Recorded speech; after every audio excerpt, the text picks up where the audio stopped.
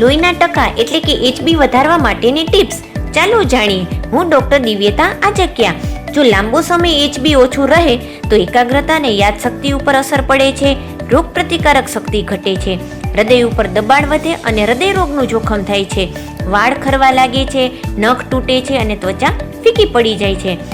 HB નું level જાણવા માટે CBC નામનો બ્લડ ટેસ્ટ કરાવવો જોઈએ, જેનાથી હિમોગ્લોબિન લેવલ જાણી શકાય.